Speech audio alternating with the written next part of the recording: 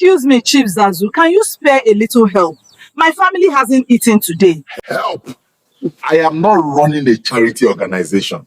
Sir, please, I just need a small loan. I promise to pay back. Loan. If you borrow from me, you'll pay double. That's how business works.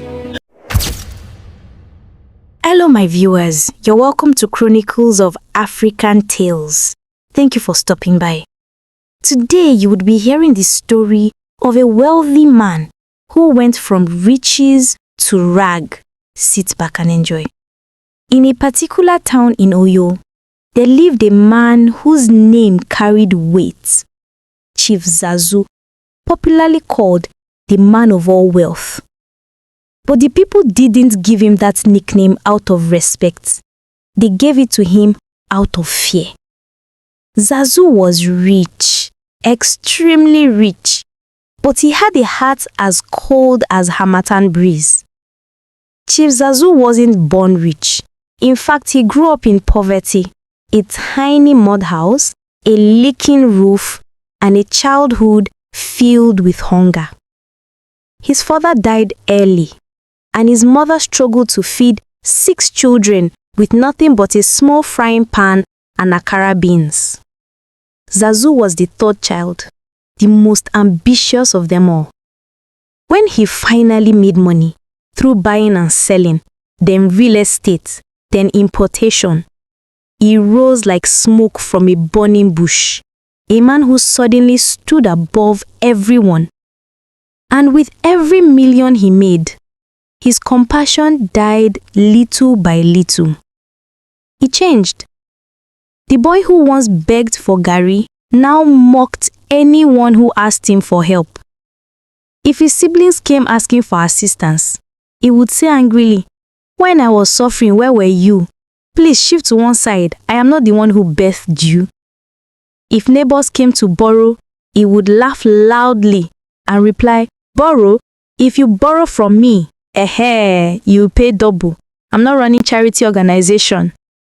And if a poor hungry man dared to beg for food, Zazu would stand tall, adjust his expensive agbada, and say with authority, "I would rather feed my dogs than feed lazy people." To him, poverty was a crime, and he treated anyone poor like a criminal. Chief Zazu built a mansion so big, it looked like a governor's lodge. Inside that mansion, he kept the finest things money could buy: golden chairs, marble floors, imported perfumes, and the kind of food ordinary people only see in TV adverts. Even his dogs ate imported meals. But this wealth also attracted a woman, BC, a beautiful lady with a sweet smile but a heart focused on luxury alone. Everyone in town knew BC loved Zazu's wealth more than she loved the man himself. But Zazu didn't care. She called him sweetheart, and that was enough for him to feel superior. One morning, after returning from a business trip abroad, Shifayodeji felt a sharp pain in his chest. He ignored it. After all, he was a man used to controlling life itself. But the pain grew. Days later, he collapsed during a meeting. When he woke up in the hospital, the doctor sighed before speaking. "Chief, you have a cancer. You will need immediate treatment." The words hit him like thunder. Suddenly, all the money he had didn't feel like enough. Hospital bills piled up like Lagos traffic. He sold his cars, then his land, then one of his houses, then another. BC, his wife, stayed for a while, pretending to care. But when the money started disappearing completely, she changed. No more sweet names, no more smiles.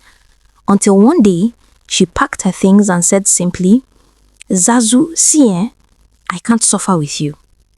And just like that, she walked out of his life into the arms of another man who could give her what she wanted. Within months, Zazu went from millionaire to broke.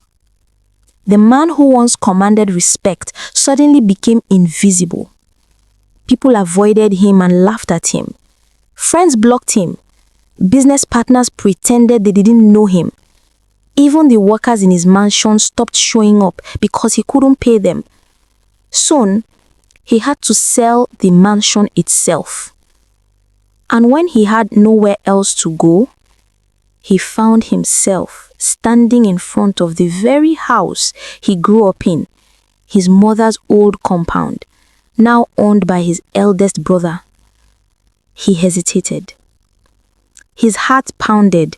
This was the family he had insulted, ignored, and pushed away for years.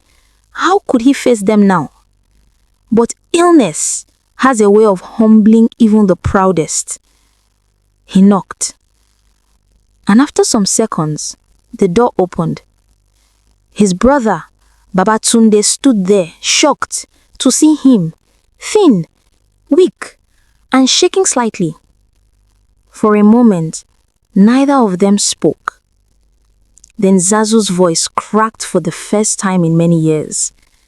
"Brother, please, I have nowhere else to go." To his surprise, Babatunde stepped forward and hugged him tightly. "Come inside, Zazu. You are family. We don't abandon our own." Those words broke him completely. His sisters came running. His cousins, neighbors, and even old childhood friends, people he had treated terribly, came to see him. And they didn't mock him. They didn't insult him. They didn't remind him of his past wickedness. Instead, they cared for him. They washed his clothes. They cooked for him. They sat with him at night. They prayed for him. For the first time in his life, Zazu understood something deeper than wealth. Love is richer than money. Family is stronger than pride. Compassion is worth more than gold. As the months passed, Zazu's health didn't completely recover, but his heart did.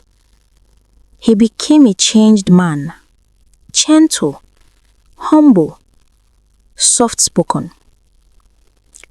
Every morning, he would sit outside and watch children passing to school. Whenever a beggar came to the compound gate, Zazu himself would stand up and offer them food. One day, a neighbor whispered, "Is this not the same man who once fed his animals better than people?" And another replied, "My dear, life has humbled him, and now see how he gives to the needy." Zazu smiled softly when he overheard them, not out of shame, but out of gratitude, because he knew he had been given a second chance to live, to feel, to love, and to give. In the end, Chief Zazu didn't rise back to great wealth, but he gained something far more valuable: a heart, a family, and peace. He learned that money without compassion is empty. Pride without wisdom leads to downfall. And a house filled with riches is nothing if it has no love. Zazu is now a man who learns the true meaning of riches. Not in gold, not in land, not in power, but in kindness. What do you learn from this story? Kindly drop in the comment section, and don't forget to hit the subscribe button and turn on the notification bell to join this family. Also like and share to your loved ones. Thank you so much for watching. See you next time. Bye.